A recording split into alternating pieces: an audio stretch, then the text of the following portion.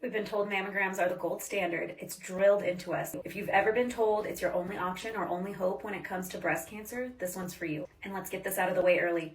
No single screening modality is perfect. An unpopular opinion, there are other ways to screen, many with no compression, no radiation, and better accuracy when used together. This is part 5 of the breast cancer series. Please start at part 1 if this is the first video you're seeing. Let's start with HerScan.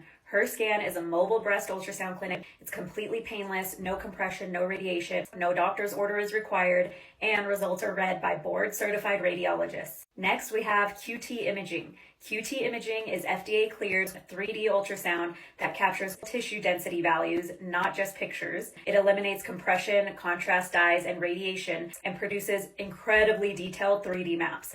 Thermography is another option. Thermography uses heat-sensing infrared cameras to map blood flow and inflammation patterns. It can show early vascular changes. Next, we have Sonosine. So Sonosine is an automated whole breast ultrasound system. It sweeps the entire breast, what an ultrasound tech would call a cine clip, which is a video showing all the breast tissue rather than still images at specific parts of the breast. The next option is Aria. It analyzes proteins in your tears linked to inflammation in breast tissue. It's completely non-invasive. You can do it at home. It doesn't diagnose, but it helps detect biological changes long before imaging could. Then there's liquid biopsies, which are blood or saliva tests that look for fragments of tumor DNA or proteins.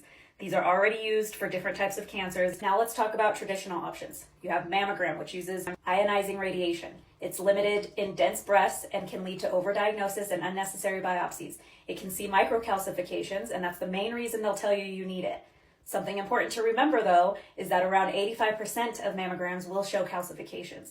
20% or fewer are suspicious enough to need closer follow-up or a biopsy, and of those 20% biopsied, about 10 to 20% end up being malignant. So if you look at all calcifications seen on mammograms, well under 10% turn out to be cancer. Most are harmless changes from aging, past inflammation, fibroadenomas, cysts, fat necrosis, or ductal changes. MRI is the next one, and it is extremely sensitive, meaning it can see a lot, but it is expensive. It usually requires contrast dye, which comes with its own risk. Then you have CT and PET scan, and they are not used for routine screening because of high radiation. These tools still have a place, but they shouldn't be the only place women are guided to. So here's the takeaway: informed choice. Know your density, know your options, and don't let insurance or outdated policies dictate your care. Look into the health share plans that I mentioned before if you need more freedom and flexibility for your screening options. And then the next part of this series, we're going to go deeper into warning signs before something shows up on a screening, body literacy, and self-exams. How to actually know your own baseline so you can notice changes long before any test does.